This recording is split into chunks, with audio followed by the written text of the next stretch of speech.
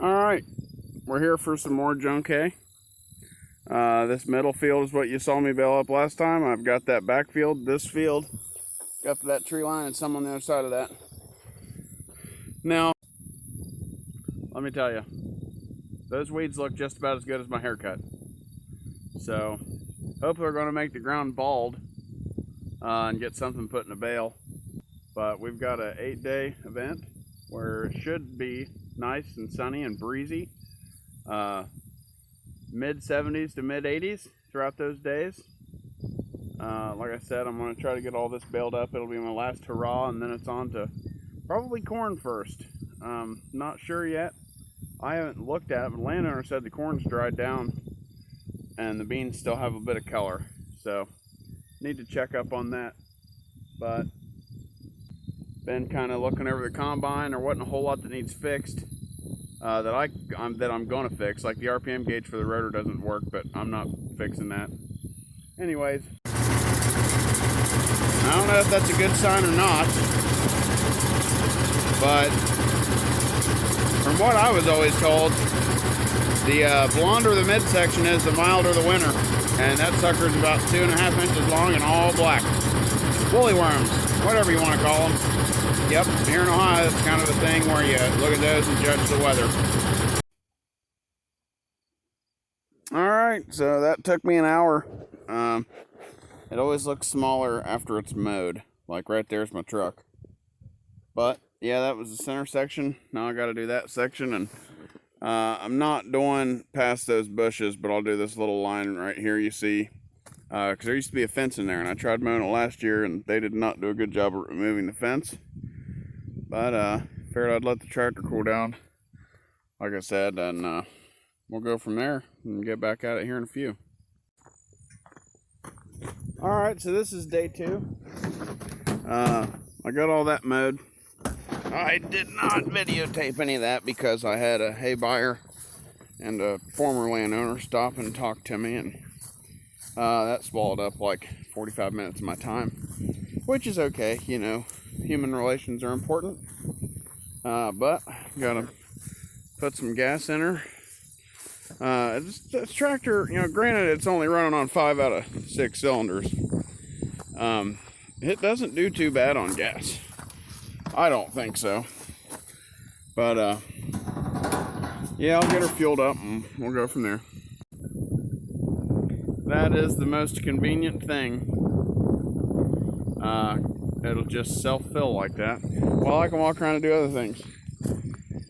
Now, the hay looks better on the ground, and it'll look even better in a bale, minus that it'll turn into a stick.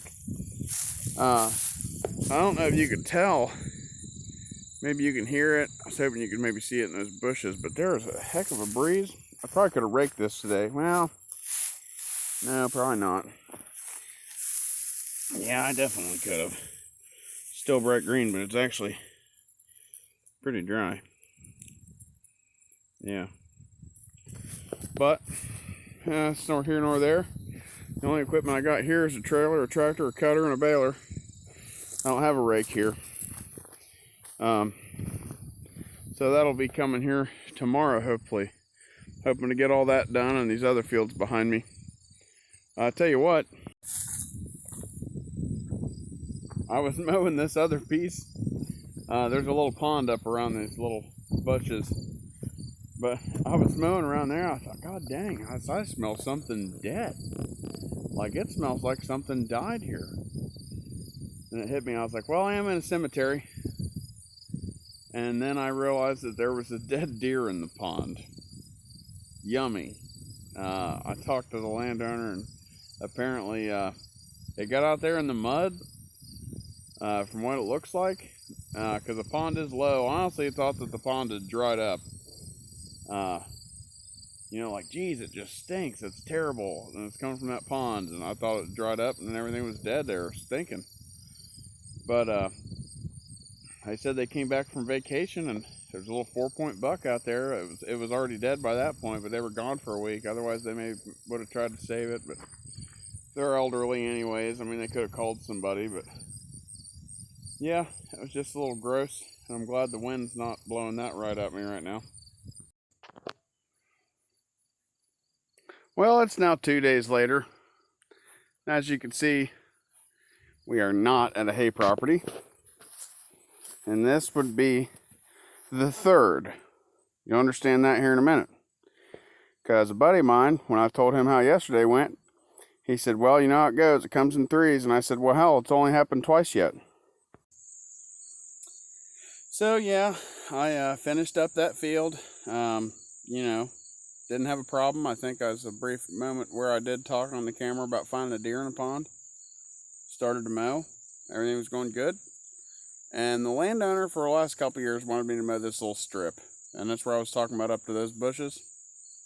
And, well, I found something in those weeds. And it trashed my hay mower. Completely busted the gearbox. It is a Fella, so it is like Italian, something like that. I've looked. Nowhere can I find even a used SM165, let alone the gearbox part, because it's kind of like part of the superstructure, part of the frame. So kind of shit out of luck on that. Option one, spend a day and a half getting my other mower, the one I've been using, up and running. Try to get some oil in it, because the cutter bar is just junk on it, like it's rusted through, it leaks oil, and the fill plug is stripped out. That was also in a video a couple years ago, if you've been following me. So that's option one. Option two is to grab the old B275 here, stick a bush hog on it. I have baled stuff that I've bush hogged before. You significantly decrease the yield because you just can't get to the ground close enough. To be honest, the hay comes out pretty soft though, and I believe that's because of how beat up it gets. But yeah, so number three, down there. Number two, or actually number one, is the gearbox. And then on the way home last night, after destroying my hay mower that I paid $2,300 for earlier this year, my wife called me, told me my dog died. Now, I had two dogs. I have one still, obviously. And she's like 13. She can't hardly see. She's still spunky. Love that dog to death. It wasn't her. It was her brother. That was 5 or 6 years old. His name was Charlie. He had been getting sick off and on, completely randomly. Maybe like once every 4 months for the last couple of years, he would do this thing where his back legs wouldn't work. And the first time it ever happened, he acted like he was paralyzed. And I thought, man, I don't know what's going on. So the second day, I told my wife, I said, tomorrow I'm calling the vet. We got to get him into the vet. I got up on the third day. He was completely fine. Right back to being his old energetic self. And didn't ever think nothing of it. 4, 6, 8 months go by. Happened again. And I called the vet. They told me that, they asked, well, do you have any stairs at your house? I said, well, yeah, you know, I've got a front porch that's got 5 steps off of it, and I've got 3 steps out of the back. And they were asking, basically, does he jump off the steps, stuff like that? And I said, yeah. I said, if the chickens are going off, he's running out the door. As soon as you open the door, he's bolting, and he will. He's chased foxes off of this place and everything else. But, so they said that it was probably just a nerve issue. Something along those lines, where, like, he might tweak his back or something like that. Not much concern. Okay. So this happened like 10, 12 times. This time, he stopped walking. 2 or 3 days, he was back up on his feet. Started to get back to normal. And then he quit eating. And started getting really lethargic. And, well, I did as much for him as I could, you know, short of putting a bullet in his head or spending thousands of dollars at the vet. You know, I was really hoping he'd pull out of it. Because not yesterday, he died yesterday, but the day before that, he seemed, you know, he came in after checking on the chickens. He drank plenty of water. I gave him some milk bone treats, you know, try to keep him in good spirits, pet him. He was wagging his tail, and he just wasn't having it anymore, I guess. So that was, I guess this is the middle part of the week of getting hay done. You know, fun stuff.